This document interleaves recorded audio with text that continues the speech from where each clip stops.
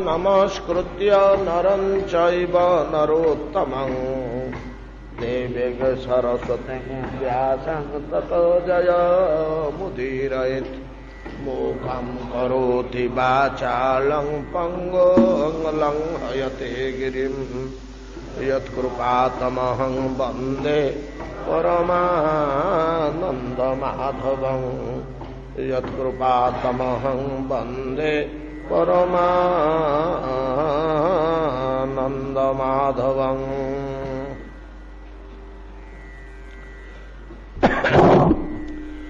गौष्मन्त्यरभरतस्यापि शान्तनोस्ततसुतस्य च जजातिः ज्येष्ठपुत्रस्य जदो वंशानुकीर्तितः यत्रावतीर्णो भगवान् कृष्णाख्यो जगदीश्वरः वसुदेव गृहे जन्म ततो वृद्धिश्च गोकुले तस्य कर्माण्यपाराणि कीर्तितान्यसुरद्विषः पूतनाशुपयः पानं शकटोच्चाटनं शिशुः तृणावर्तस्य निष्पेषस्तथैव बकवच्छयोः अघासुरवधो धात्रा वत्सपाणा बगूहनम्।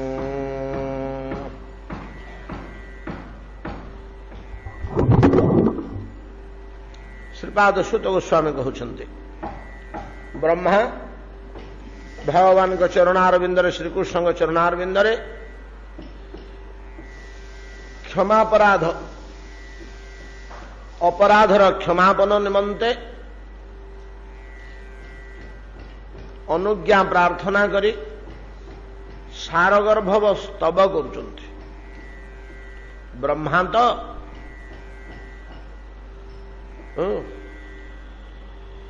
अत्यंत सिद्धांत परिपूर्ण बड़ जटिल तथा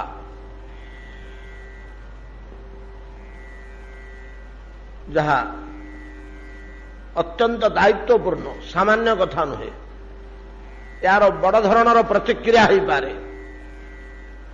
कहीं ना ब्रह्मा कहते ज्ञान को फिंगी दियो ज्ञान को फेंगी दियो। आमे काली आलोचना करथिले कथा प्रसंग रे कहिथिले ब्रह्मा बोली कथाटा कहि परुछन्ति आमे शुणिकरी नीरव रहूछु। ज्ञान भलिया न ही ज्ञानस्य सदृश पवित्रम यह विद्यते तत स्वयं जोग संसिद्धि कालेना त्वनिबिंदति। श्रद्धावान लभते ज्ञान तत्पर संयतेन्द्रिय ज्ञान लब्ध्वा परा शांति अचिरेणाधिगच्छति। ज्ञान संबंध रे इभलिया कथा कहा ज्ञान जेपरि शांति प्रदायक सेपरि ब्रह्म ज्ञापक एवं जन्म मृत्यु चक्र निरोधक केतेक मोहनीय गुण ज्ञान जने ज्ञानी पुरुषंकर संस्पर्श रे आसिले आमर जो भाव जात हुए भगवान को देखला भले आम ज्ञानी पुरुषों को अनुभव करू एतादृश ज्ञान को ब्रह्मा कहते फिंगी दियो। अवश्य आम यहाँ बुझे को हम जे ज्ञान को ब्रह्मा घृणा करूना भक्ति सह तुलना कला बेले कथा कहते आड़े दियो। भक्ति सह तुलना कला बेले आड़े देवाई कहते कहीं ना ज्ञान केवल निराकार ब्रह्म सत्ता को खूब कष्ट रे उपलब्धि कराई पारे ताहा बहुत कम क्षेत्र रे 100 जन ज्ञानी ज्ञान मार्ग रे आगे जाइछन्ति ता भितर 5-10 जन यदि ब्रह्म दर्शन कले बड़ कथा अन्य माने पारिबे नाही। ज्ञानर आ भक्तिर स्वरूप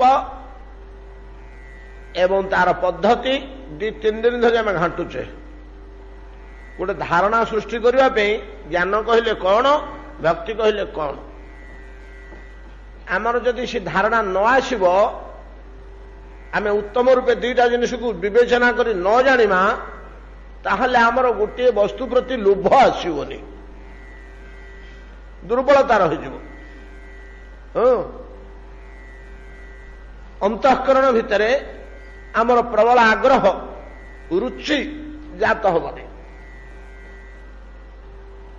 जाऊ ब्रह्मा कहले ज्ञाने प्रयास मुदपाश्य नमंत एव जीवंती सन मुखरितांग भवदीय वार्ताम स्थाने स्थिता श्रुतिगतांग तनुबांग मनो भी जो प्रायसो जित जितो प्यसित स्त्रीलोक्याम ज्ञान को आड़े दे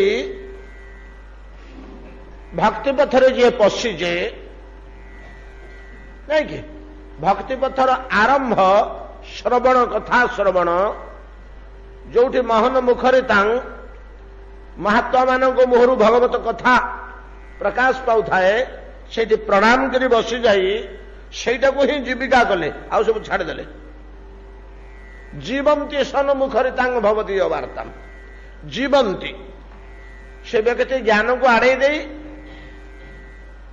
भक्तिर साधन स्थल को चलीगले भक्तिर गोटे बड़ जिनिष हूँ प्रणाम प्रणाम द्वारा जीवर अहंकार शून्यता और नम्रता प्रकाश पाए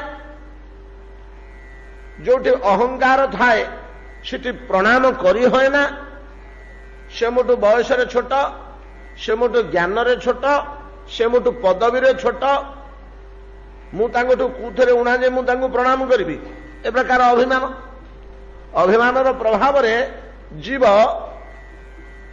अवनत मथा है ना अहंकार शून्यता कौटी सूचेले वो विनय तथा नम्रता भाव कौटी सूचेले तो निरहंकार भाव रे श्रीमन महाप्रभु कहले ना जड़े लोक केमिति हरिभजन करिवो हरिभक्ति पाइब केमिति समस्त मुहर ही कथाटा अच्छी समस्त कान अनेक समय पड़ुछि तृणादपि शुनि चेन तरोरिव सही शुणुना अमाने ना मान देन कीर्तनीय सदा हरि बोली चैतन्य महाप्रभु कहले रे पिले ई तक जदि हो तमें हरिभजन करने को योग्य होगल आचिरे खूब शीघ्र भगवान साक्षात्कार पाइब भगवान कृपा पाइब कौन कले ना तृणादपि शुनि चेन निजकू छोट बोलिक भाव क्षुद्र बोली भाव हाँ मु बड़ लोक मोर बहुत धन संपत्ति मोर बहुत क्षमता अच्छी इत्यादि कल्पना न करी मु समस्त सेवक मु समस्त दास ये भावनाटा रही तृणादपि शुनि चेन एवं दुख कष्ट आपद विपद जहाँ आसब काठ पाषाण भाया सहिब तरु भाया सहिब तरोरिव सहिष्णुना अमानी कहाठारू सम्मान आशा करनी से कहीं मत प्रणाम कलानी से कहीं मत स्वागत कलानी से कहीं मत उच्च आसन देलानी मोर अवज्ञा अपमान न कला मुआ सेठी जीवी नहीं तो तमें मत अमर्यादा कल एभलिया भाव रखनी अमानी बरं मान द समस्त को सम्मान दब काहाठू सम्मान आशा करनी बरं समस्त को सम्मान दब अमान्य मान दब ये तो कहीगले जड़े लोक अनायास भगवान को साक्षात्कार कृपा लाभ कर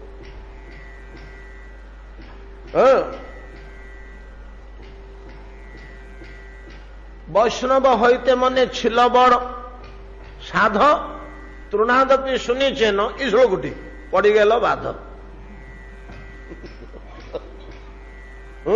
वैष्णव हवा मोर बड़ मन होता जे नंडा फंडा होती ये श्लोकटा जो गुरुदेव बाहर कले अरे एमती हेले तू वैष्णव हो ना हीटा तो होनी रगड़ुआ कथा तृणादपि शुनि चेन यही भाव सहकारे ज्ञान को आड़े दे उपेक्षा करी आउे निर्भरशील न हो ज्ञान पथ को आश्रय न करी सीधा भगवान को भक्ति पथरे कथा श्रवण मार्ग में पशिगले हरिभक्तिर जो रास्ता देखाई श्रवण कीर्तन विष्णु से लोक कौन करे प्रभु आपण को से जय कर पके एटा भगवान को कहते ब्रह्मा एटा भगवान को कहते पुरुषण को जे प्रायशो जित जित प्यसित स्त्रीलोक्यम जहा इत्यादि गुडे घंटा जगटा कले आम बहुत होगला आम पे ये श्लोक सरिया श्लोक नुह या भितर आहरी बहुत रही आगर बरे ये शब्द मान को विश्लेषण कले घर्षण मर्षण कले आहरी बहुत जिन बाहर आम यथेष्ट होगला आमर जी गति तात्पर्य मूल कथा कौन होला ना ब्रह्मा कहले जे ज्ञाने प्रयास ज्ञान को आड़े दे भक्ति पथ को पलि आसिले से लोक अनायास आपण को पाइजे जय कर पके अर्थात पाइजे आपण को कृपा लाभ कर पकाए आपण तार वशीभूत हो जाती परवर्ती श्लोक कहते अच्छा इतने कौन देखा ज्ञान को आड़े दे भक्ति की धरला ज्ञान को आड़े दे छाड़ी दे जे भक्ति की धरी पकेला नहीं कि से ईश्वर को अनायास पाइज एति तो तात्पर्य हो कौन सार कथा हो परवर्ती श्लोक ब्रह्मा कौन कहते परवर्ती श्लोक कहते श्रेय श्रुति भक्ति मुदश्यते विभो क्लिश्यन्ति जे केवल बोधलबधये तेषाम् असौ क्लेशल एव शिष्यते नान्यत यथा स्थूल तुषावघातिनः श्रेय श्रुति भक्ति मुदश्यते विभो क्लिश्यन्ति जे केवल बोधलब्धये तेषाम् असौ क्लेशल एव शिष्यते नान्यत यथा स्थूल तुषावघातिनः ई श्लोकर मर्म कौन चतुर्थ श्लोक ब्रह्मा स्तवरटा चतुर्थ श्लोकर मर्म कौन तृतीय श्लोकर मर्म कौन थिला आम जो श्लोकटा को छाड़ी आसिले दि तीन दिन घांचकट करी तार मर्म कौन थिला एटा बड़ विचार जिनिस सेठी थिला जे ज्ञान को छाड़ दे भक्ति की धरी पकेले आपण को अनायास पाइजे से एति तो कथा हो आम जिते घांचकट कले तार एति तो सार कथा हो ज्ञान पथ को छाड़देला परिहार करी भक्ति पथ को आश्रय करदेबारू धरी पकेबारू प्रभु आपण को से जय कर पकेला से लोक आपण को जय कर पकेला अच्छा जने ज्ञान को उपेक्षा करी भक्तिर आश्रय नबारू यदि भगवान को जय कर पारुची ठीक अच्छे एटा थाऊ तुला यंत्र निकिति जो ओजन होची ये गोटे पलार ये पड़ जाऊ वर्तमान देखा जड़े लोक जदि भक्तिटा को छाड़ी देकर ज्ञानटा को धरी पकेला तार कौन हुए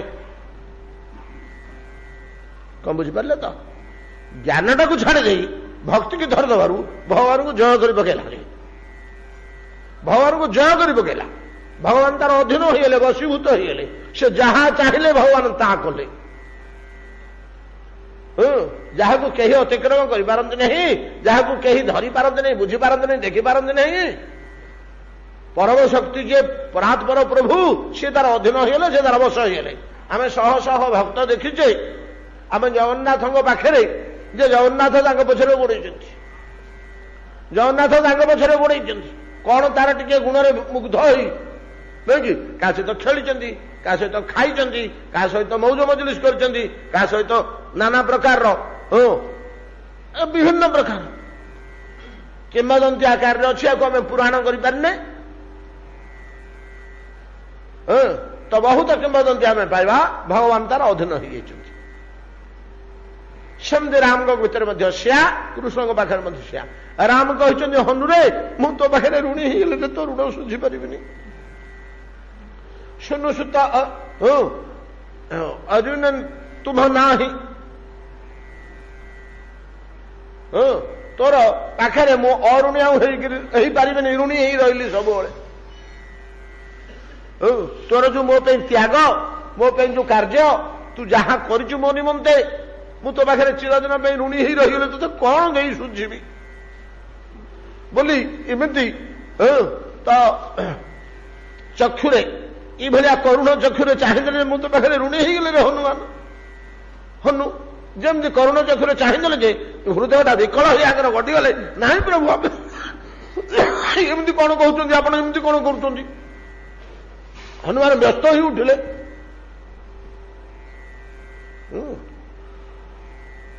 ତ ସେଠି ହନୁମାନଙ୍କର ବଶୀଭୂତ ହୋଇଗଲେ, ହନୁମାନଙ୍କର ଅଧୀନ ହୋଇଗଲେ।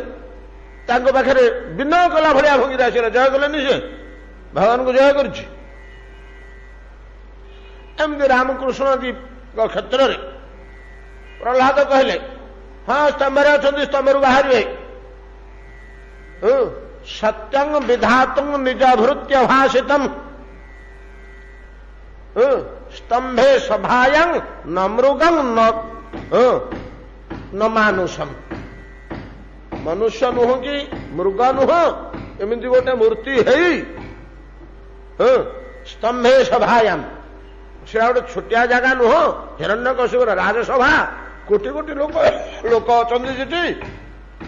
ସ୍ତମ୍ଭ ଭିତରୁ ବାହାରିବାକୁ ବାଧ୍ୟ ହେଲେ।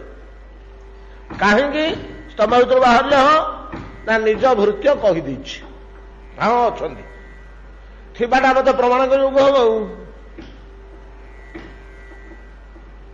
ହେଲେ ଅଧୀନ ହେଲେନି, ୟା କଥାର ଅଧୀନ ହେଲେ। ସତ୍ୟଂ ବିଧାତୁମ୍ ନିଜ ଭୃତ୍ୟ ଭାଷିତମ୍, ନିଜ ଭୃତ୍ୟର ଭାଷାକୁ ତା ବାଟରେ ଯାହା ବାହାରି ପଡ଼ିଲା। ଏ ସେଭଳିଆ କଲେ ଆଉ ଏଇ ବାଟରେ ସବୁ ଜୟ କରିଛନ୍ତି ଈଶ୍ୱରଙ୍କୁ। ଆଉ ଏମାନେ ଯୋଉ ସବୁ ଜୟ କରିଛନ୍ତି, ଏ କେମିତି ଜୟ କରିଛନ୍ତି? ବ୍ରହ୍ମା କହୁଛନ୍ତି ଜ୍ଞାନକୁ ଆଡ଼େଇ ଦେଇ ଭକ୍ତିକି ଧରିଛନ୍ତି ବୋଲି ଏମାନେ ଭଗବାନଙ୍କୁ ଜୟ କରି ଯାଇଛନ୍ତି। ଠିକ ଅଛି, ମାନିଲୁ ଆମେ ଏ କଥା ଥାଉ, ଏ ସିଦ୍ଧାନ୍ତଟି ଥୁଆ ହେଲା। ବର୍ତ୍ତମାନ ଆମେ ବିଚାର କରିବା ଯେ ଜ୍ଞାନକୁ ଆଡ଼େଇ ଦେଇକରି ଭକ୍ତିକି ଧରିଲେ ତ ଭଗବାନଙ୍କୁ ଜୟ କଲା। ଭକ୍ତିକି ଆଡ଼େଇ ଦେଇକରି ଯଦି ଜ୍ଞାନକୁ ଜଣେ ଧରିଲା, ତାର କଣ ହଉଛି? ସେ କଣ ପାଉଛି? ଯୋଉ ତାରେ ଅଧିକତର ପ୍ରାପ୍ତି ମିଳିବ, ଆମେ ସେଇଟାକୁ ଆଶ୍ରୟ କରିବା। ଯୋଉଥିରେ ପ୍ରାପ୍ତିଟା, ପାଇବା ଜିନିଷଟା ଅଧିକ ବଳବତୀ, ଆମେ ସେଇଟାକୁ ଧରିବା, ଅନ୍ୟଟାକୁ ଆଡ଼େଇ ଦେବା। ଆଉ କଣ? ଏ ଯୋଡ଼ିଏ ଜିନିଷ ତ ଆଉ ଓଜନ ହଉଛି। ଆଉ କଣ କହିଲେ ୟାର ଏଇ ଶ୍ଲୋକରେ? ଶ୍ରେୟ ଶ୍ରୁତିଂ ଭଗତି ମୁଦଶ୍ୟତେ ବିଭୋ କ୍ଳିଶ୍ୟନ୍ତି ଯେ କେବଳ ବୋଧ ଲବ୍ଧୟେ ତେଷାମ ଅସౌ କ୍ଲେଶଳ ଏବ ଶିଷ୍ୟତେ ନାନ୍ୟତ ଯଥା ସ୍ଥୂଳ ତୁଷାବଘାତେ। ଗୋଟେ ଜଟିଳ ଜିନିଷ। ଶ୍ରେୟ ଶ୍ରୁତିଂ, ଶ୍ରୁତି ପଦ୍ଧତି, କାରିକା। ଆମର ଶ୍ରୁତି ଶାସ୍ତ୍ର ବୋଲି କୁହାଯାଉନି? ଆମେ କଣ କରିବାକୁ ହବ, କେମିତି କଣ କରିବା? ରଥଯାତ୍ରାର ଶ୍ରୁତି କଣ? ତାକୁ ଶ୍ରୁତି ଶାସ୍ତ୍ର କହନ୍ତି, ବା ପଦ୍ଧତି କହନ୍ତି। ରଥଯାତ୍ରାର ପଦ୍ଧତି କଣ? ନା ଅମୁକ ତିଥି ହେଇଥିବ, ଅମୁକ ନକ୍ଷତ୍ର ହେଇଥିବ, ଏମିତି ଯୋଗ ପଡିଥିବ, ଆଷାଢ଼ ମାସ ଯୋଡ଼େ ହେଇଥିବ, ନା କଣ କୋଉ ମାସଟା? ଆଷାଢ଼ଟା ପରା। ଯୋଡ଼େ ମଳ ମାସ ହେଇଥିବ, ସେ ଆଉ ଏଇ ସବୁ ତ ଏଇ ଲଗ୍ନ, ଇଏ ନକ୍ଷତ୍ର, ଇଏ ମୁହୂର୍ତ୍ତରେ ଏମିତି ଯାଇ ଦାରୁ ସଂଗ୍ରହ କରି ଏଇ ପଦ୍ଧତିରେ, ଏଇ ମନ୍ତ୍ରରେ ପୂଜା ହବ, ଏଇ ପଦ୍ଧତିରେ ହବ। ନା, ସେଠୁ ଆରମ୍ଭ କରି ରଥଯାତ୍ରା ସରିଲା ପର୍ଯ୍ୟନ୍ତ ନାଇଁ କି କେତେ ଗୋଟେ ବିଶାଳ ପଦ୍ଧତି, ସେଟାକୁ କହନ୍ତି ଶ୍ରୁତି। ଶ୍ରୁତି ଅର୍ଥାତ ଶରଣ। ଏଇ ଅନୁସରଣରେ, ଏଇ କ୍ରମରେ, ଏଇ ସୂଚୀରେ କାର୍ଯ୍ୟ କରିବାକୁ ହବ, ଭିତରେ ବ୍ୟତିକ୍ରମ କରିବାକୁ ହବନି। ଏଟାକୁ କୁହାଯାଏ ଶ୍ରୁତି। ଶ୍ରେୟ ଶ୍ରୁତି, ଶ୍ରେୟ ନିମନ୍ତେ କଣ ଶ୍ରୁତି ରହିଛି ଜଣେ ଖୋଜି। ଶ୍ରେୟ ଶ୍ରୁତି, ଶ୍ରେୟ ବିଷୟରେ ଆମେ ପୂର୍ବରୁ ବହୁ ଆଲୋଚନା କରିଛେ, ଆଉ ଆବଶ୍ୟକ ନାହିଁ। ଯୋଉଥିରେ ମଣିଷର ସୁଖ ଜାତ ହଏ, ଆନନ୍ଦ ଜାତ ହଏ, ଭଲ ହଏ, ଉତ୍ତମ ଅବସ୍ଥା ପ୍ରାପ୍ତ ହଏ, ତାକୁ ଶ୍ରେୟ କହନ୍ତି। ଆଉ କଣ? ଶ୍ରେୟ ଅର୍ଥ ଆମେ ସମସ୍ତେ ଜାଣିଛେ। ଆଉ କିନ୍ତୁ ଶାସ୍ତ୍ରରେ ଶ୍ରେୟକୁ ଟିକେ ଭିନ୍ନ ଭଙ୍ଗୀରେ କୁହାଯାଇଛି।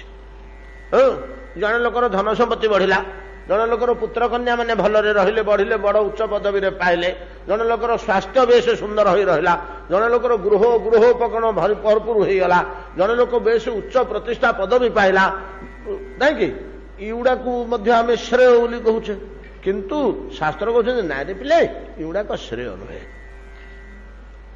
ଏଗୁଡାକ ଶ୍ରେୟ ନୁହେଁ। ନାଇଁ ଏଥର ପରା ଭଲ ହେଲା, ସୁଖ ହେଲା, ଆନନ୍ଦ ହେଲା, ନା ହେଲା, प्रत्येक सुख प्रत्येक आनंद प्रत्येक अभिवृद्धि की श्रेय कह जाए ना। तो श्रेय क्या कहा जाए? गोटे कथा कह जाई पारे देह त्याग पर जो सुख समृद्धि अभिवृद्धि आम पाऊ सेगुड़ा हला श्रेय, सेगुड़िक हला श्रेय। देह थाऊ थाऊ ये जगत रे धन संपद पुत्र कन्या मान सम्मान मर्यादा गृह भोग विलास युड़ाकर जदि अभिवृद्धि है युड़ाक श्रेय नुहे आउ ना युड़ाक हूँ प्रेय, एवडाक प्रेय एवडा श्रेय नुहे। आज्ञा प्रेय कहले कौन आम जानू सुनी शब्द ना ना यहाँ समस्ते जानते जोड़ा तुमको प्रिय लगुच।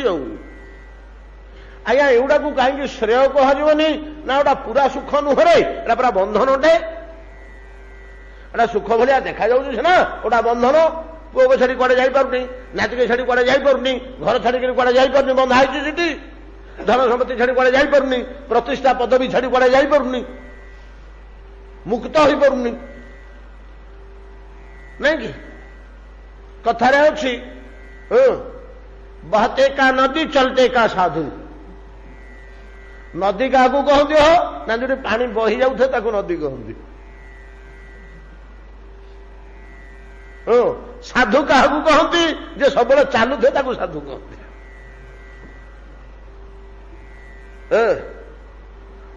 बस कोठी 3 जन 5 जन चल जा चल जा बुझक उठल चलले आ पछकू चाहिए नहीं चलले गोटे मुहूर्त लगलानी।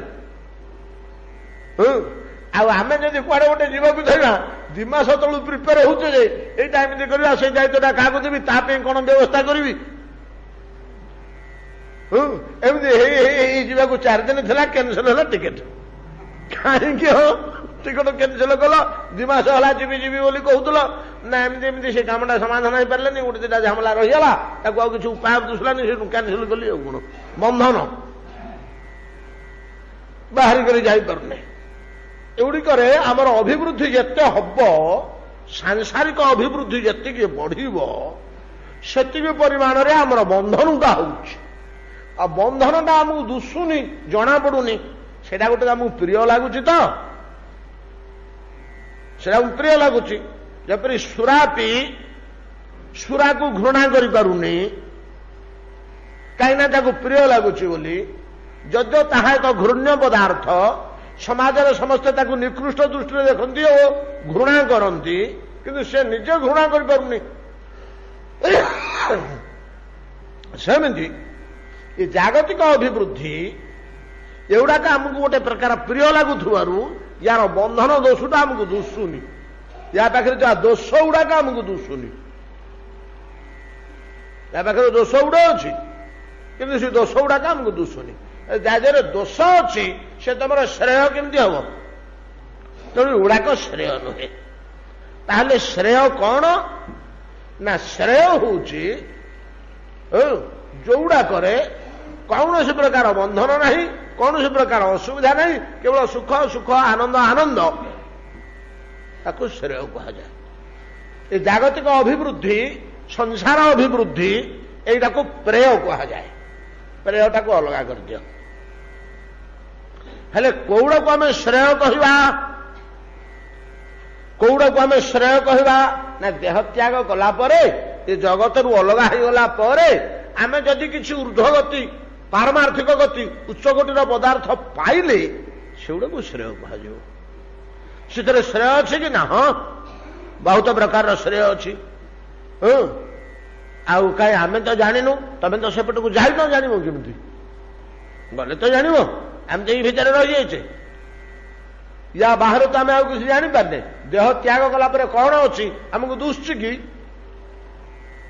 ये देह रू बाहर कर गला मुठिक जी कौन हम कि अवस्था मोर हम आउ कौन अच्छी कौ लोक को जी से घर द्वार केमती ना कि लोकवाक केमती खाद्यपेय केमती ये विषय तो आम के चिंता करनु कि जानू तेणु आम जापरूनु तेरे शास्त्र आमको कहते शास्त्र कौन तार पिले सियाड़ को बहुत श्रेय रही बहुत बड़ जिनस रही श्रेय बोली जहाँ कहुच्छी तो देह त्याग पर परम सुख और अभिवृद्धि बहुत प्रकार रही से श्रेयटा को सेमाने तीन भाग में बांटुचंती नहीं कि आम एटा सब जाने पूर्व आम आलोचना होती केते थर से श्रेयटा को आम तीन भाग में विभक्त कराई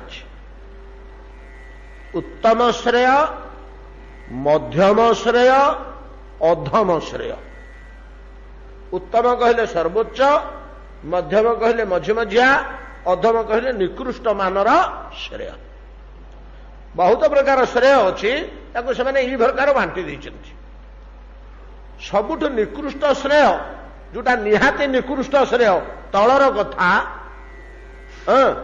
श्रेय जे किंतु अति छोटिया मानर स्नेह है साधारण श्रेय से उच्चकोटीर श्रेय नुहे उत्तम श्रेय नुहे से अधम श्रेय कौन से जिनिसटा ना देह त्याग परे स्वर्गरे इंद्र अग्नि वायु प्रभृति देवता मानक परिसर भितर रही स्वर्गीय सुख आनंद भोग करने को अधम श्रेय कह जाए निकृष्ट श्रेय से गोटे छोटिया आमर पुराण मानक शास्त्र मानक स्वर्गर केते प्रकार वर्णना अच्छी सेठी रोग व्याधि नहीं सेठी वार्धक्य नहीं स्वर्ग वार्धक्य अच्छी कि सब युवक शरीर स्वर्गर बयसर तारतम्य नहीं स्वर्गर कहीं बुढ़ा नुहति समस्ते युवक अवस्था था स्वर्गर रोग व्याधि नहीं गोटे बड़ जिनिस जर छेक सर्दी झाड़ा जमी आम सब नाना प्रकार रोग व्याधि अच्छी कौन से प्रकार रोग व्याधि नहीं कि क्रांति अवसाद हालिया हो पड़ा यहाँ ना स्वर्ग स्वर्ग ये जिनिसटा ना व्याधि नहीं कहीं व्याधि नहीं ना से खाद्य नहीं बोली आहार नहीं बोली से किसी आहार करना ये जमी आम खाइले पीले जा बंचुचे ना न चले से युड़ाक ना युड़ाक ना बोली तो बहुत उपकारी जगह ना जो खाद्यपेय दरकार होनी कि बंची रोचे खाद्यपेय न देह ना देहर रोग व्याधि ना शोक ताप कि ना सी एमती गोटे जगह भगवान तैयारी कर स्वर्ग बोली बहुत पुण्य करथिले लोके स्वर्ग को जानते स्वर्ग को जाए सहज कथा न बर उपभोगर सामग्री भरा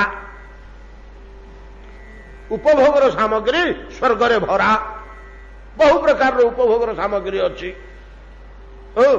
इतने आनंद से कालातिपात हम इतने आनंद समय गुड़िक कटिज ये कही नुहे जदिओ पुण्य अनुसार स्वर्ग को जावाक है पुण्य अनुसार स्वर्ग सुख भोग है एवं पुण्य सरीगले आउ थे ठीक आसोक है ये गोटाक असुविधा त्रैविद्यामांग सोमपा पूत पापा यज्ञरिष्ट्वा स्वर्गति प्रार्थयन्ते प्रार्थना करते मते स्वर्गवर्ती मिलू मते स्वर्गगति मिलू किए से ना जागी कौन यज्ञ बेसी पुण्य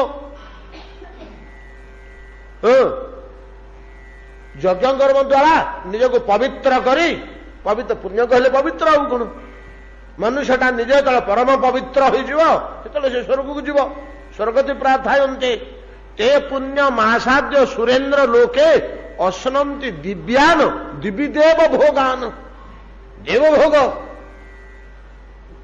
अश्नन्ति भोग करती कौन भोग करती हो स्वर्ग स्वर्गवासी मैंने न अश्नन्ति दिव्यान दिव्य देव भोगान दिव्य स्वर्ग दिव्य देव भोगान सब तो दिव्य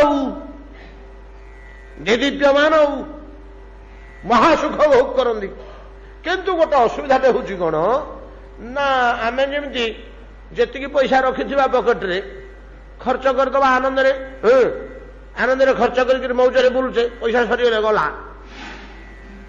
पकेट रू पैसा सरीगला आउ किसी किनी पारिबानी कि खाई पारिबानी कि कोठी रही पारिबानी गछ बळे पड़िବାକୁ बाध्य हवा दुख पाइबा सेमिति जेतिकी पुण्य एठी संग्रह करथिबो सेतक सरी सरीचे एटा गोटे असुविधा स्वर्गरे सरी सरी गले तो सबुतक सरीजीव ये देवता मैंने पेल देवे ताक यार पुण्य सरीगला पेल दियो भिक मागिब आम पाखे तलू पेल दिखते पेलदे फेर आसी मर्त्य पड़े को माँ पेटे जन्म है इमतिका गोटे असुविधाटे अच्छे ना परम सुखमय जगह स्वर्ग यहाँ है अधम श्रेय सबुठ निकृष्ट मानर श्रेय मध्यम श्रेय कोटा मनुष्य निमंते मध्यम श्रेय कौन ना मध्यम श्रेय होचे मनुष्य निमंते आम जो आलोचना करथिले मुक्ति मोक्ष निर्वाण ब्रह्मरे ब्रह्म ही विलीन हो जिबा किंबा सारूप्य सालोक्य प्रभृति मुक्ति वैकुंठ रे थाई भगवान भलिया रूप वैकुंठ को जाइए स्वर्ग पार ही वैकुंठ को जाइए जे सारूप्य मुक्ति पाई देखिए शंख चक्र चतुर्भुज धरिक सी भगवान भाया बही भगवान चेहरा जमी ता चेहरा सेमती केवल श्रीवत्सटा ना श्रीवत्स बोली गोटे मणिटे हीराटे भगवान बेकर ओहल था या मिलनी ना सरू भगवान जो वस्त्र पिंधुं से वस्त्र जो खाद्य खाऊँ से खाद्य जमी वेश होती सेमती वेश जमी आसन सज्जा सेमती आसन सज्जा यार सारूप्य किंतु सारूप्य रे सब भगवान दर्शन मिले ना वैकुंठ रहिले भगवान दर्शन सब मिले सालोक्य मुक्तिटा जदि पाई जाइए सारूप्य भाया रूप सह भगवान को दर्शन कर खाली सारूप्य रे भगवान दर्शन मिले क्वचित सब मिले ना किंतु सालोक्य रे सब भगवान को देखा मिलू हे भगवान जाऊँच आसुंच बसुंच कथा होती हसुंच खेलुंच तो कृपा दृष्टि समस्त को चाहूँगी भगवान को देखा पाऊ सालोक्य ताठू आहरी गोटे भल मुक्ति अच्छी से सामीप्य ये सीना दूर देखुची पाखक जापर जे सामीप्य पाई से केतरे भगवान को पाखरे बसिकी पादरे जोता पिंधे दौची से पानी मागिले पीवाक दौची पान खंडे बढ़ाई दौची पिकदानी देखा पान खाइला बेलू बिंचना बिंची दौची फुलमाଳ खसीगले सजाड़ी दौची पाखरे पाखरे अच्छी एकदम निकटरे हो समीप हो एटा सामीप्य एमती नानाविध मुक्ति अच्छी सब मुक्ति गुड़ाक हला इथुर जदि गोटे किसी पाइबे साजुज्यटा केवल मिले ना साजुज्य बा निर्वाण बोली जो मुक्ति सेटार मिले भगवान देहरे मिले जाटा को साजुज्य कह जाए भगवान देहरे तो नुह ब्रह्म सत्तारे विलीन हो निर्वाण मुक्ति कह जाए बाकी सामीप्य सालोक्य सारूप्य अच्छे गुड़ाक आमरी भाया मनीष मैंने भजन साधन कर पाई आम तो यही जिनिसटा को छाड़ी पार्लुनि यहीटा आम बड़ असुविधा हो संसार ये पुओटी झीटी धन संपत्ति घर गाड़ी घोड़ा ये आम रहीगलु आउ या अधिका किसी चिंता करूँ एडे पदार्थ आड़ को आम कल्पना जाऊनी कि चेष्टा जतन होनी ये छोटिया जिनिसटे पाई आम यहीटा को धरिक बसचु या प्रति एत आसक्ति एत गाढ़ जे या छाड़िया को आम राजी नुह एटा भल जिनिस नुहे एटा बंधन युक्त बाज जिनिसटा कथा मन पड़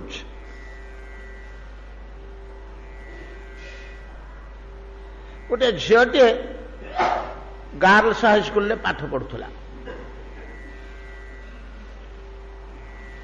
10-15 वर्षर झीटे पाठ पढ़िया स्कूल कॉलेज को गले तो केते सांग ता भितर गोटे आउ गोटे झील तार अति सांग हो जाए खूब सांग हो जाए भारी सांग तार अत्यंत आपणार सांग पाठ पढ़ा सरला स्कूल छाड़िक जा घर को सी गले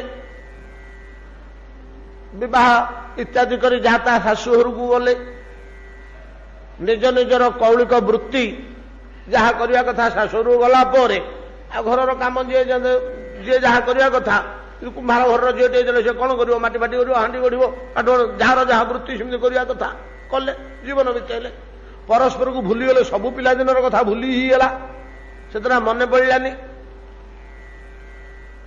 ये जोड़िक झील जे बड़ सांग होते प्राणर बंधु इथर गोटे झील हूँ माली घर झील ଆଉ ଗୋଟିଏ ଝିଅ ହଉଛି କେଉଟ ଘରର ଝିଅ। ଦି ଜଣ ସାଙ୍ଗ ହେଇଥାନ୍ତି। ଯେତେବେଳେ ବାହା ହେଇକିରି ଶାଶୁ ଘରକୁ ଗଲେ, ଶାଶୁ ଘରେ ସମୟ କଟିଲା, ମାଳି ଘରର ଝିଅଟି ତାର ଘର ଭିତର କାମ ସେ କରିବ। ତାର ବର କି ଦିଅର କି ନହେଲେ ଆଉ ଯିଏ ଅଛନ୍ତି ସେମାନେ କଇଁ ଫୁଲ, ପଦ୍ମ ଫୁଲ, ମଲ୍ଲି ଫୁଲ, ମାଳତୀ ଫୁଲ ନାନା ପ୍ରକାରର ଆଣିକିରି ଘରେ ଗଦା କରିଦେଲେ। ଇଏ ତାକୁ ବଛା ବଛି କରି କୋଉଠି ରହିବ କେମିତି ଯତ୍ନରେ, କାହାକୁ ଝଡ଼ା ପାଛଡ଼ା କରି ତା ଦେହରୁ ପତ୍ର ମଇଳା ଫଳ ଆଡ଼େଇ ଧୋଇ ଧାଇକିରି ସଫା କରିକି ରହିଲେ ତ ବିକ୍ରି କରିବାକୁ ପଠେଇବ। ବସିକିରି ମାଳ ଗୁନ୍ଥିବ, ସଜାସଜି କରିବ। ତା କାମ ସେୟା। ମାଳି ଘରର କାମ ହେଲା ଫୁଲ ଗୁନ୍ଥିବା। ବିଭିନ୍ନ ପ୍ରକାର ଫୁଲକୁ ଅଲଗା ଅଲଗା କରି ରଖିବ। ମଲ୍ଲି ମାଳା କେମିତି କରିବାକୁ କହ, ମାଳତୀ ମାଳା କେମିତି କରିବାକୁ କହ, ପଦ୍ମ ମାଳା କେମିତି କରିବାକୁ କହବ, କୋଉଟା କେତେ ପଇସା ହବ ସଜାଡ଼ିକିରି ଥୋଇଲେ ତ ତାକୁ ନେଇକିରି ତା ଲୋକେ ବାହାରେ ବିକ୍ରି କରିବେ। ଆଉ ଘରେ ସେ କାମ ଗୁଡ଼ାକ ସେ ତାର ସେ କରେ, ରୋଷେଇବାସ କରେ, ତା ସେଥିରେ ଇଏ କାମ ଇଏ କରେ। କେଉଟ ଘର ଝିଅଟି ଯେତେବେଳେ ତା ଶାଶୁ ଘରକୁ ଗଲା, ସେ ମଧ୍ୟ ତାର 2-4 ବର୍ଷ ପରେ ତା ଶାଶୁ ବିଗିଡ଼ିଲା ବୋଲା ହଇଲୋ ଘର ଭିତରେ ସବୁବେଳେ ବସିଥିବୁ ବୋଲେ କେମିତି ଚଳିବା। ପାତୁଆ ମାଛ ଗଣ୍ଡେ ଧ ନିକିତିଟିଏ ଧରିକିରି ଯା ସାଇ ସାଇ ବୁଲିକିରି ବିକିକିରି ଆସିବୁ। ସେ ବିଚରା ତାର ଇଏ କଲା। ଆଉ କେତେବେଳେ ଶୁଖୁଆ ଦିଟା, କେତେବେଳେ ଚିଙ୍ଗୁଡ଼ି ଦିଟା ଏମିତି ଧରିକିରି ତାର ସେ ବୁଲିଲା। ତା କାମ ସେ ତାର ଗୁଜରାଣ ମେଣ୍ଟେଇଲା। ଏମିତି ହଉ ହଉ ଦିନକର କଣ ହେଲା, ଦୈବାତ ସେ ମାଛ ବିକ୍ରି କରୁ କରୁ ଏ ମାଳି ଘରଠି ଆସି ପହଞ୍ଚିଲା। ଯେତେବେଳେ ମାଛ କିଣା ବିକା ହଉଛି ସେତିକି ବେଳେ ତାକୁ ଥରେ ଦି ଥର ଏଇ ମାଳି ଘର ଝିଅଟି ଚାହିଁଲା। ସେ ମଧ୍ୟ ଆକୁ ଚାହିଁଲା। ହଇଲୋ ତୁ କିଏ? ସେ ମଧ୍ୟ ପଚାରିଲା ତୁ କିଏ?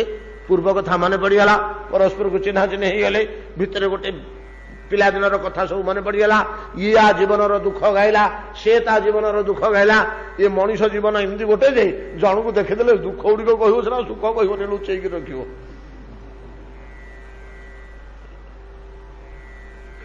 ଇଏ ଭିତରଟା ଖାଲି ଦୁଃଖମୟ ଯେ ଏଠି ସୁଖ ନାହିଁ।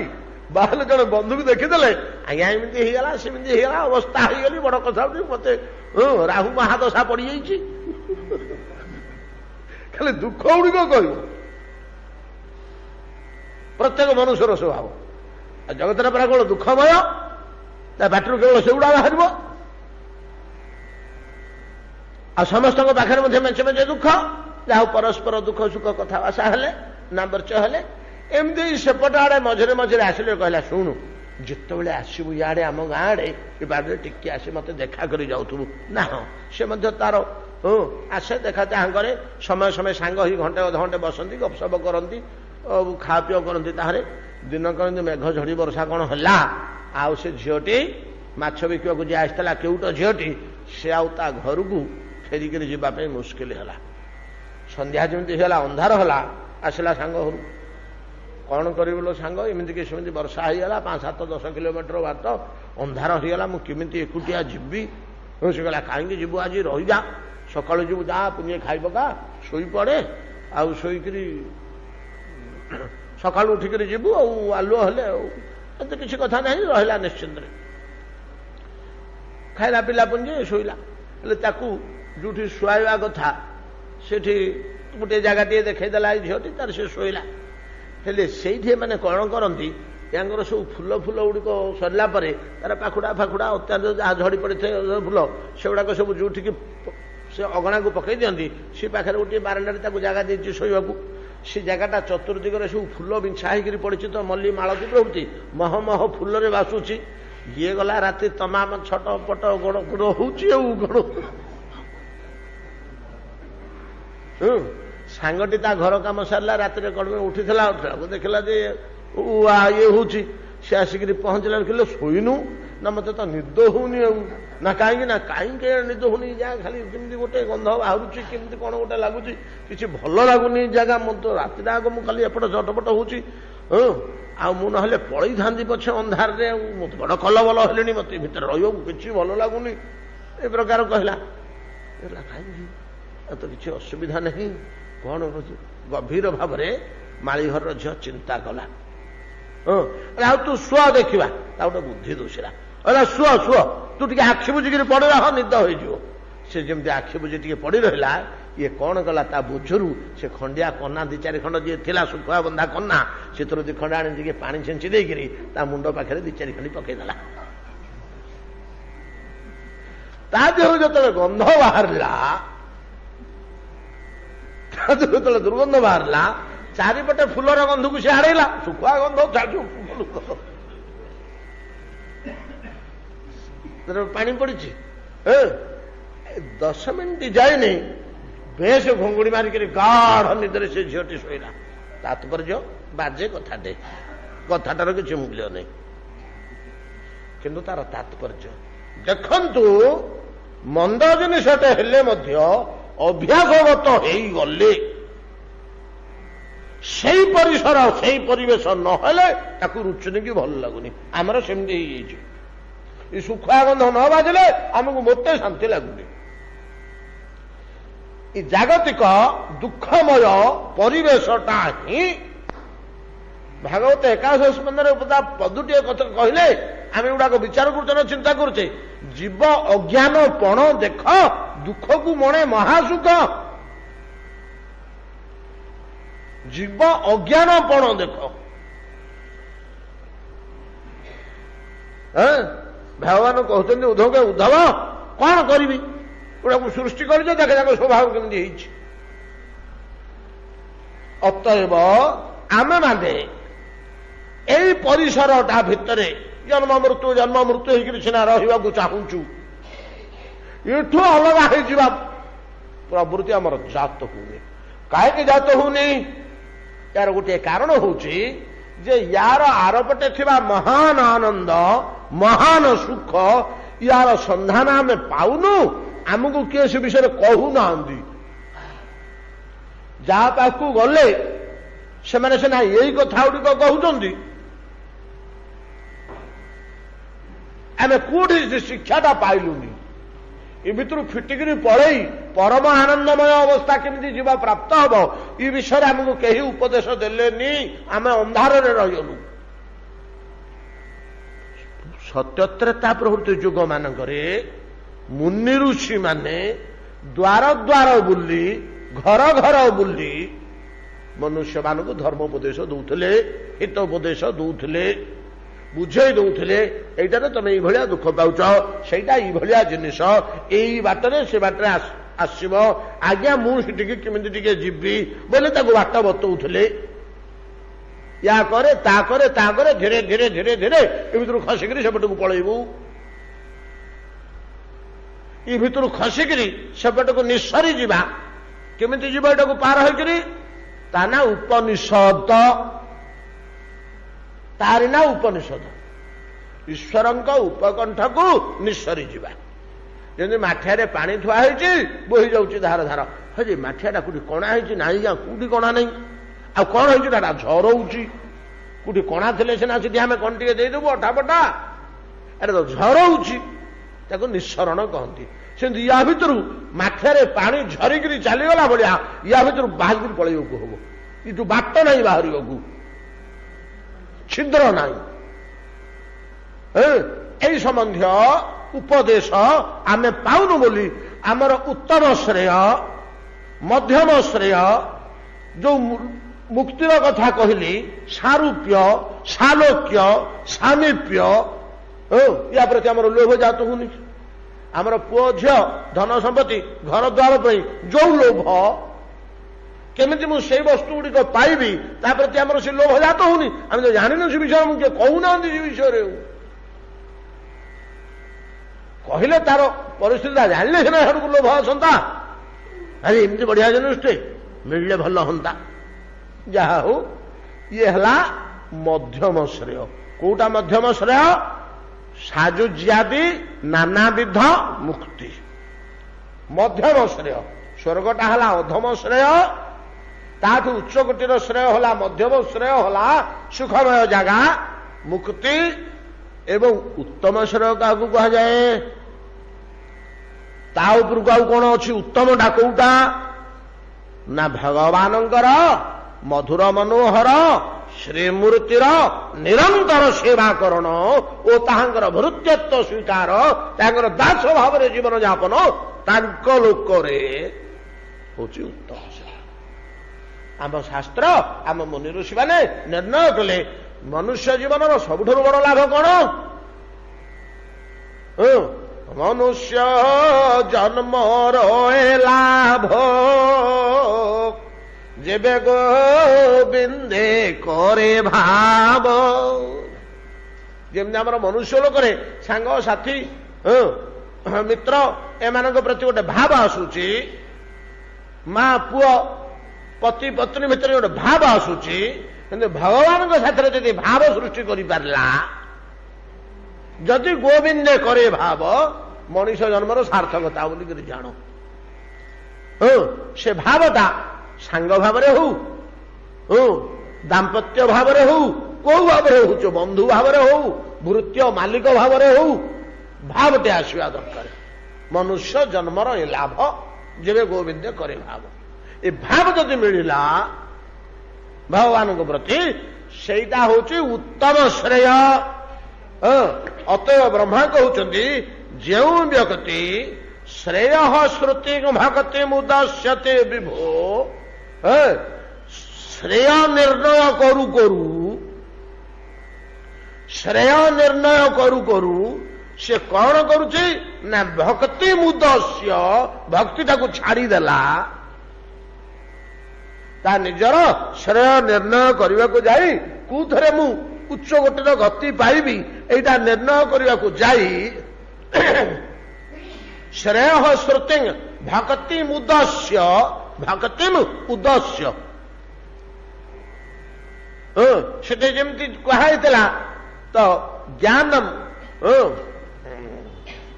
ଜ୍ଞାନେ ପ୍ରୟାସମ୍ ଉଦପାସ୍ୟ, ସେଠି କୁହାଯାଇଥିଲା ଉଦପାସ୍ୟ ଫିଙ୍ଗିଦବା, ଆଡ଼େଇଦବା, ଫୋପାଡ଼ିଦବା। ସେମିତି ଏଠି କୁହାଗଲା ଯେ ଭକ୍ତି ଉଦସ୍ୟ, ଯେ ଭକ୍ତିଟାକୁ ଆଡ଼େଇଦେଲା। ଭକ୍ତି ସାଧନ, କଥା ଶ୍ରବଣ, ନାମ ଜପ, ଈଶ୍ୱର ଦର୍ଶନ, ଶହ ଶହ ବାର ପ୍ରଣାମ, 7 ବାର 10 ବାର ପ୍ରଦକ୍ଷିଣ, ଫୁଲଟିଏ ଦବା, ଚନ୍ଦନଟିଏ ଦବା, ସ୍ତବ ସ୍ତୁତି କରିବା, ତାଙ୍କ ଆଗରେ କାନ୍ଦିବା, ଆହେ ପ୍ରଭୁ ଉଦ୍ଧାର କର, ଆହେ ପ୍ରଭୁ ମୁଁ ତୁମର ଚରଣର ଦାସ ବୋଲି ନିଜକୁ ସମର୍ପଣ କରିବା, ଏଗୁଡ଼ା ତ ଭକ୍ତି ଆଉ ଗୁଣ। ଏଗୁଡ଼ା କି କଥା ହୁଏ? ଆଗରେ କାନ୍ଦିବ, ବୋବେଇବ, ଏ ଫୁଲ ଟିକେ ଚନ୍ଦନ ଟିକେ ଦେଇଦେଲେ ହେଇଯିବ? ଆଣ ବେଦାନ୍ତ ଆଣ, ଉପନିଷଦ ଆଣ, ବେଦ ଆଣ, ଦର୍ଶନ ଶାସ୍ତ୍ର ଆଣ, ତାକୁ ଚର୍ଚ୍ଚା କର, ବ୍ୟାକରଣ ସୂତ୍ର ଧର, ତାକୁ ଅର୍ଥ ଅର୍ଥାନ୍ତର କର, ନିରନ୍ତର ବ୍ରହ୍ମ ବିଚାର କର, ଯୋଗ ସାଧନ କର, ବିପୁଳ ଐଶ୍ୱର୍ଯ୍ୟ କର। ଏଗୁଡ଼ା କେଡ଼େ କେଡ଼େ କଥା। କଠୋର ତପସ୍ୟା କର, ତ୍ୟାଗ କର, ବୈରାଗ୍ୟ କର। ଏଗୁଡ଼ା ହଉଛି ଜ୍ଞାନ ମାର୍ଗର ବସ୍ତୁ ଗୁଡାକ। ବୁଝିପାରୁଛନ୍ତି ତ? ଏଗୁଡ଼ା କେଡ଼େ କେଡ଼େ ଜିନିଷ, ବୋମ୍ବାଷ୍ଟିକ ୱାର୍ଡ।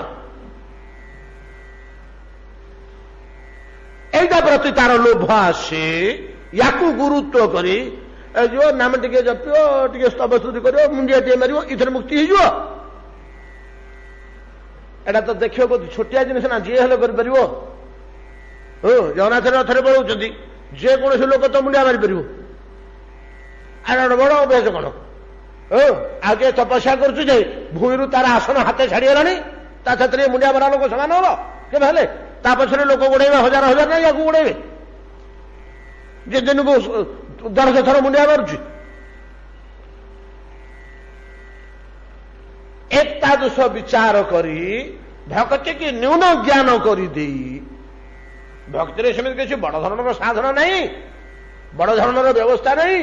ଭକ୍ତିଟା ସିନା ବଡ ଜିନିଷ, ଜ୍ଞାନଟା ସିନା ବଡ ଜିନିଷ, ସେଥିରେ କେତେ ଜ୍ଞାନ, କେତେ ମର୍ଯ୍ୟାଦା, କେତେ ସମ୍ମାନ।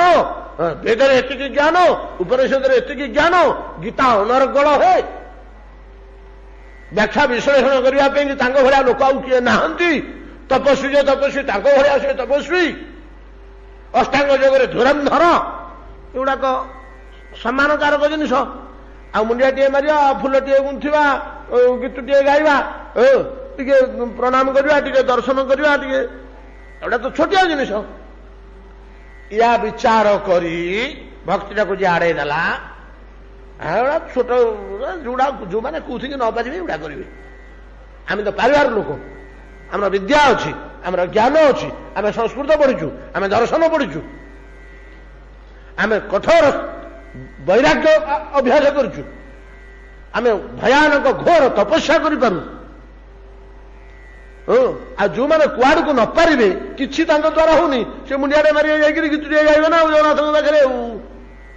ଏତାଦୃଶ ଭକ୍ତିର ଆଚରଣ ଗୁଡ଼ିକୁ ନିକୃଷ୍ଟ ଜ୍ଞାନ କରି ଯଦି କୌଣସି ଲୋକ ଭକ୍ତି ପଥଟାକୁ ଆଡ଼େଇ ଦେଲା, ଆଡ଼େଇ ଦେଇକିରି କଣ ଚେଷ୍ଟା କଲା ନା କେବଳ ବୋଧ ଲବ୍ଧଏ, କେବଳ ଜ୍ଞାନ ଲାଭରେ ଲାଗିଗଲା। କଣ ବୁଝିପାରିଲେ ନା? ବୋଧ କହିଲେ ଜ୍ଞାନ, ବୋଧ ଶବ୍ଦର ଅର୍ଥ ହଉଛି ଜ୍ଞାନ। ଶ୍ରେୟ ଶ୍ରୁତ୍ୟଙ୍ଗ ଭକ୍ତି ମୁଦାସ୍ୟତେ ହେ ବିଭୋ, ବ୍ରହ୍ମା କହୁଛନ୍ତି ହେ ବିଭୋ, ଯଦି କୌଣସି ଲୋକ ଭକ୍ତି ଉଦ୍ଦେଶ୍ୟ ଭକ୍ତିଟାକୁ ଛୋଟ ଜ୍ଞାନ କରି, ଏଇଟା ନିକୃଷ୍ଟ ଉପାସନା ବୋଲି ଜ୍ଞାନ କରି, ଏଥିରେ ହେଲେ କଷ୍ଟ ନାହିଁ, ପରିଶ୍ରମ ନାହିଁ, ତ୍ୟାଗ ନାହିଁ, ଉତ୍ସର୍ଗ ନାହିଁ, ବିଦ୍ୟା ନାହିଁ, ଆଉ ସାଧାରଣ ଲୋକ ଯିଏ ହେଲେ କରିପାରିବ।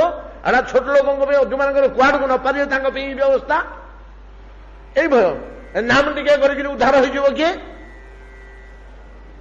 ଇତ୍ୟାଦି ନିକୃଷ୍ଟ ଜ୍ଞାନ କରି ଭକ୍ତି ପଥକୁ ତାକୁ ଆଡ଼େଇ ଦେଇ ଶ୍ରେୟଂ ଶ୍ରୁତି ଭକ୍ତି ମୁଦସ୍ୟତେ ବିଭୋ କ୍ଳିଶ୍ୟନ୍ତି ଯେ କେବଳ ବୋଧ ଲବ୍ଧଏ, କେବଳ ବୋଧ ଲବ୍ଧଏ ଲାଭ କରିବାକୁ, କେବଳ ଜ୍ଞାନ ଲାଭ କରିବାକୁ ଭକ୍ତିକି ଆଡ଼େଇ ଦେଲେ, କେବଳ ଜ୍ଞାନ ଲାଭ କରିବା ପାଇଁ ଘୋର କଷ୍ଟ ଆରମ୍ଭ କରିଦେଲେ। ଆଉ ମହାକଷ୍ଟ କରୁଛନ୍ତି, କିଛି କମ କଷ୍ଟରେ ଜ୍ଞାନ ଲାଭ ହବନି।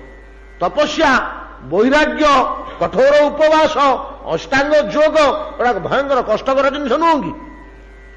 ଆରେ ତାଙ୍କୁ ବଡ ଲାଗୁଛି। ତେଣୁ ସେଇ ବାଟରେ ଯଦି ସେ ପଶିଗଲେ, ଶ୍ରେୟ ଶ୍ରୁତ୍ୟଙ୍ଗ ଭକ୍ତି ମୁଦସ୍ୟତେ ବିଭୋ କ୍ଳିଶ୍ୟନ୍ତି ଯେ କେବଳ ବୋଧ ଲବ୍ଧଏ, 5 ଜନ୍ମ 10 ଜନ୍ମ 25 ଜନ୍ମ 30 ଜନ୍ମ ଘାଣ୍ଟି ହେଇ ହେଇ ହେଇ ହେଇ ହେଇ ଜ୍ଞାନ ମାର୍ଗରେ କଠୋର ପରିଶ୍ରମ କରି କରି, କଠୋର ତପସ୍ୟା କରି କରି, କଠୋର ଯୋଗ ସାଧନ କରି କରି, ଅନାହାର ପ୍ରପୀଡ଼ିତ କରି ଦେହକୁ, କି ଖରା କି ବର୍ଷା କିଛି ନାହିଁ, ତାଙ୍କ ଦେହ ସବୁ ସବୁ ଚିକୁତରେ ନିର୍ବିକାର, ନାନା କଷ୍ଟ ସହି ସହି ସହି ସହି ଅନ୍ତିମ ସ୍ଥାନରେ ଯାଇକରି ପହଞ୍ଚିଲା ବେଳକୁ ସେ ପାଆନ୍ତି କଣ? କ୍ଳିଶ୍ୟନ୍ତି ଯେ କେବଳ ବୋଧ ଲବ୍ଧଏ। ପରିଶେଷରେ 10 25 30 ଜନ୍ମ କରିସାରିଲା ପରେ ଯେତେବେଳେ ଚରମ ସ୍ଥାନରେ ଯାଇକରି ପହଞ୍ଚନ୍ତି, ତାଙ୍କର ସିଦ୍ଧି ଲାଭ ହୁଏ। ତାକୁ ଯଦି ପଚାରିବ, ହଏ ବାବୁ ତମେ ସିଦ୍ଧି ଲାଭ କଲ? ନା ହଁ ଆମେ ସିଦ୍ଧି ପାଇଲୁ, ଜ୍ଞାନ ପଥର ସିଦ୍ଧି ଆମେ ଲାଭ କଲୁ। କେତେ ବର୍ଷ ଲାଗିଲା ତମକୁ? ନା 40 ଜନ୍ମ ଲାଗିଲା। ବହୁ ନାଙ୍ଗ ଜନ୍ମ ନାଙ୍ଗ ଅନ୍ତେ ଜ୍ଞାନମାନ ପ୍ରପଦ୍ୟତେ, ଜ୍ଞାନ ମୃତ୍ୟୁ, ତାପରେ ଜନ୍ମ ହେଇକିରି ପୁଣି ଆରମ୍ଭ କଲୁ, ତାପରେ ଜନ୍ମ ହୋଇ ପୁଣି ଆରମ୍ଭ କଲୁ, କିନ୍ତୁ 40 50 ଜନ୍ମ ଲାଗିଛି। କଣ ପାଇଲ? ନା ତତ୍ତ୍ୱ ପାଇଲୁ। ସେ ତତ୍ତ୍ୱଟା କେମିତି ଦେଖିବାକୁ? ନା ଶୂନ୍ୟ ଶୂନ୍ୟ ମହାଶୂନ୍ୟ, କିଛି ନାହିଁ ସେଠି। ହେଲେ କଣ ଆଉ ପାଇଲ? ନା କିଛି ତ ନାହିଁ ସେଠି, ଆଉ ସେଇଟାକୁ ପାଇଲେ। ତାହେଲେ ତ କିଛି ପାଇଲ ନାହିଁ। ଯଦି ଶୂନ୍ୟ ପାଇଲେ, ଗୋଟେ ପିଲା ପରୀକ୍ଷା ଦେଇଥିଲା, ଏଡେ ବଡ ଗୋଟେ ଆଳୁ ଗଡୁଛି ତା ଖାତାରେ, ମାକୁ ପଚାରିଲା ଆସିକିରି, ମାଲୋ ବୁବା ବୁଝା ହରେ କେତେ କଣ ପାଇଲୁ ରେ ପରୀକ୍ଷାରେ? ନା ଦେଖୁନୁ ଖାତା କେଡେ ହେଇଛି, 1/2 କିଲୋ ଓଜନ ହବ। ଶୂନ୍ୟ ପାଇଛି। ଶୂନ୍ୟ ପାଇଛି କହିଲେ କଣ ପାଇଛି? ଆଜ୍ଞା ବ୍ରହ୍ମା କେମିତି କଠିନ ଆଉ କଠୋର ଆଉ ଆକ୍ଷେପମୂଳକ ସିଦ୍ଧାନ୍ତ ଦଉଛନ୍ତି। ଶ୍ରୀମଦ ଭାଗବତରେ ବ୍ରହ୍ମାଙ୍କ ବାକ୍ୟରେ ଭଗବାନଙ୍କ ସାମ୍ନାରେ ଛିଡା ହୋଇ, ଯଦି ଜ୍ଞାନକୁ ଆଡ଼େଇ ଦେଇ ଭକ୍ତିକି ଧରି ପକେଇଲା ଗୋଟେ ଲୋକ, ଜ୍ଞାନକୁ ଆଡ଼େଇ ଦେଇ ଭକ୍ତିକି ଧରି ପକେଇଲା, କେବଳ ଭକ୍ତି, ଜ୍ଞାନକୁ ଛୁଇଁଲାନି, ଆଡ଼େଇ ତ ଦେଇଛି ଆଉ, ତାହେଲେ ପ୍ରଭୁ ସେ ଆପଣଙ୍କୁ ଜୟ କରି ପକେଇ, ଆପଣଙ୍କୁ ଜୟ କରି ପକେଇ, ଆପଣ ତା ପଛରେ ଗୋଡ଼ାନ୍ତି। ପୁଅ ଏ ତ ଅଙ୍ଘ୍ରି ରେଣୁ ଭି, ଭଗବାନ କହୁଛନ୍ତି ଏ ଜଗତ ମୁଁ ଯେ ଅଛି ଛନ୍ଦି, ମୋ ଭକ୍ତ ମୋତେ ପାରେ ବାନ୍ଧି, ଆବରି ଥାଏ ବେନି ପାଶେ, ଭକ୍ତ ଚରଣ ରେଣୁ ଆସେ। ତା ପଛରେ ଗୋଡ଼େଇଥାନ୍ତି। ମୂଳ ମୂଳ ଏଟା ଜଗନ୍ନାଥ ଅନୁବାଦ। ମୂଳ ଶ୍ଲୋକରେ କହିଲେ ଭଗବାନ କହୁଛନ୍ତି, ଉଦ୍ଧବ ହୋ, ଏ ଯୋଉ ଭକ୍ତି ପଥ କଥା ତତେ କହିଲି, ଏଇଥରେ ଯଦି କିଏ ଟିକେ ଆଗେଇ ଗଲା, କିଛି ବାଟ ଆଗେଇ ଗଲା, ତାହେଲେ ଅନୁବ୍ରଜା ମ୍ୟହଂ ଶରବଂ ପୂଜ ଏ ତ ଅଙ୍ଘ୍ରି ରେଣୁ ଭି, ଅନୁବ୍ରଜାମ୍ୟହମ୍, ମୁଁ ତା ପଛରେ ପଛରେ ଗୋଡ଼େଇଥାଏ, ସେ ଯୁଆଡେ ଗଲେ ମୁଁ ତା ପଛରେ ପଛରେ ଗୋଡ଼େଇଥାଏ। କାହିଁକି ପ୍ରଭୁ? ନା ସେ ଚାଲି ଯାଉଥିଲା ବେଳେ ତାର ପାଦ ଧୂଳି ଟିକେ ଉଡ଼ିକିରି ମୋ ଉପରେ ପଡ଼ିଗଲେ ମୁଁ କୃତାର୍ଥ ହୋଇଯିବି। ଭଗବାନ କହୁଛନ୍ତି, ଏଇଟା କଣ କମ କଥା? ଭାଗବତ ବୋଲି ତାଙ୍କ ଜିଭରେ ହାଡ଼ ଅଛି ସେ କଥା କହିପାରିଲେ। ଆଉ କିଏ ଏଇଟା କହିପାରିବ? କାହାର ପାଦ ଧୂଳି ଉଡ଼ିକିରି ଭଗବାନଙ୍କ ଉପରେ ପଡ଼ିଯିବ? ଯେମିତି ଜୟଦେବ ଗୋଟେ ପଦ ଲେଖିଦେଲେ ଗୁଡ଼ାକ ରେୟାର ପଦ ମିଳେ ନା, ଜୟଦେବ ଗୋଟେ ପଦ ଲେଖିଦେଲେ ଦେହି ପଦ ପଲ୍ଲବମ୍ ଉଦାରମ୍, ହେ ରାଧେ ତୁମ ପାଦ ଦିଟା ମୋ ମସ୍ତକ ଉପରେ ଥୋଇଦିଅ। ଏଇଟା କଣ କମ କଥା? ଆମର ସାହସ ହବ ଏଇଟା ଶୁଣିବାକୁ? ଭଗବାନଙ୍କ ମସ୍ତକ ଉପରେ ପାଦ ଥୁଆ ହବ? ସେମିତି ଭାଗବତର ଗୋଟେ ପଦ ଶ୍ଲୋକ ରହିଛି ଯେ ଅନୁବ୍ରଜା ମେହଂ ତତ୍ର ପୂଜୟେତ୍ ଅଙ୍ଘ୍ରି ରେଣୁହି, ତାର ପାଦ ଧୂଳି ଟିକେ ମୋ ଉପରେ ପଡ଼ିଯାଉ ବୋଲିକି ମୁଁ ତା ପଛରେ ଗୋଡ଼େଇଥାଏ। ଯେ ଭଗବାନଙ୍କର ଦେହରେ ପଡ଼ିବ ଭକ୍ତର ପାଦ ଧୂଳି? କାହାର? ନା ଭକ୍ତର। ଏତାଦୃଶ ଭକ୍ତି ପଥକୁ ପରିହାର କରି, ଜ୍ଞାନ ପଥକୁ ପରିହାର କରି ଭକ୍ତିର ଆଶ୍ରୟ ନେଲେ ଭଗବାନଙ୍କୁ ଜୟ କରି ପକାଏ। କିନ୍ତୁ ଜ୍ଞାନ ପଥକୁ ଉପେକ୍ଷା କରି ଆଡ଼େଇ ଦେଇ ଶ୍ରେୟ ଶ୍ରୁତି ଭକ୍ତି ମୁଦସ୍ୟ, ସେଠି ଜ୍ଞାନ ଉଦବାସ୍ୟ ଥିଲା, ଏଠି ଭକ୍ତି ମୁଦସ୍ୟ, ଭକ୍ତିକି ଆଡ଼େଇ ଦେଇ କ୍ଳିଶନ୍ତି ଯେ କେବଳ ବୋଧ ଲବ୍ଧଏ, କେବଳ ଜ୍ଞାନ ପାଇଁ ଯୋଉମାନେ ଚେଷ୍ଟା ଯତ୍ନ କରନ୍ତି, କଣ ହୁଏ ପରିଶେଷରେ ତାଙ୍କର 40 ଜନ୍ମ ପରେ? ନା ତେସାଂ ଅସౌ କ୍ଲେଶ ଏବ ଶିଷ୍ୟତେ, ଖୋଜି ଖୋଜି ଖୋଜି ଶେଷରେ ଯେତେବେଳେ ପହଞ୍ଚିଲେ ତାଙ୍କର ପଥ ସରିଗଲା, ଆଉ ସିଆଡ଼କୁ ପଥ ନାହିଁ, ସାଧନ ସରିଲା। ହଏ ଏତେ କଷ୍ଟ କରୁଥିଲ 50 ଦିନରେ କଣ ପାଇଲ?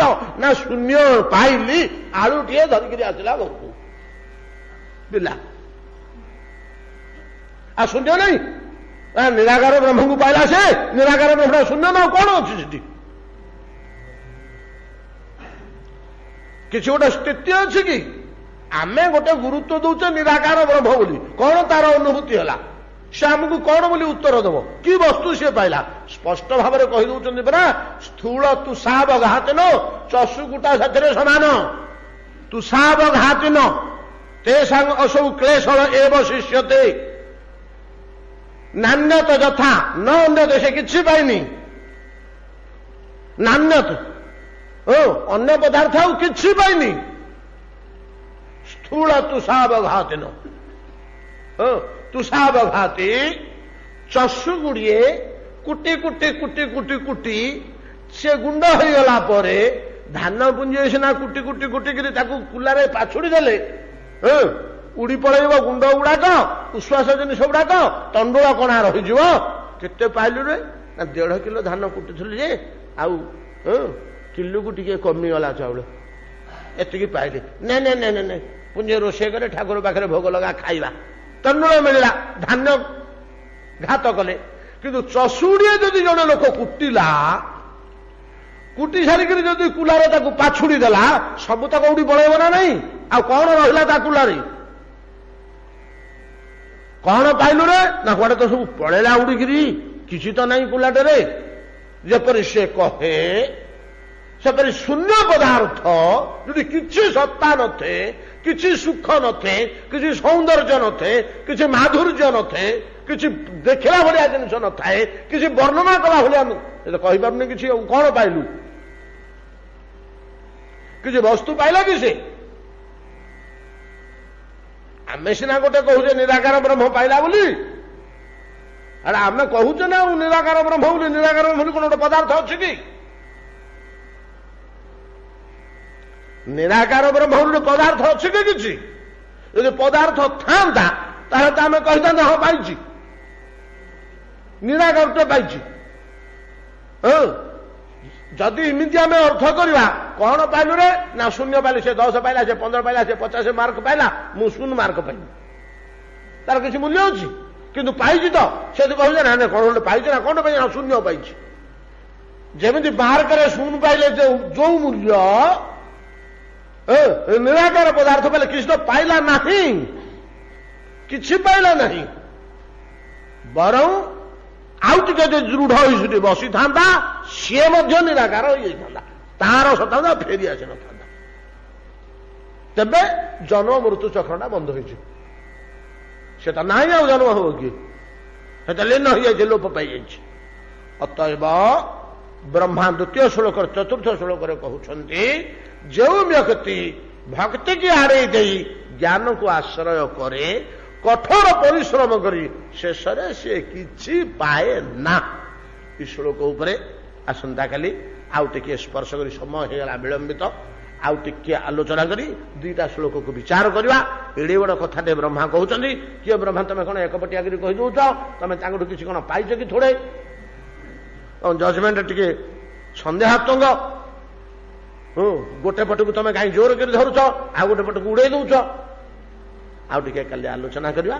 आलोचना करी परवर्ती श्लोक देखिए ब्रह्मा स्तव उपर बेसी आलोचना कर जटिल जिन धरले गोटे गोटे 2 दिन 4 दिन चल कि बड़ा उपादेय जिन यारी ना ही प्रकृत ज्ञान क्यों ज्ञान जो ज्ञान भक्ति की जात कर ये शुष्क ब्रह्म ज्ञान नुहे ये गर्भरे भक्ति मुक्ता धरी ज्ञान ये जा हूँ एति भागवत विश्राम कर भजनिताय गुरु राधे श्याम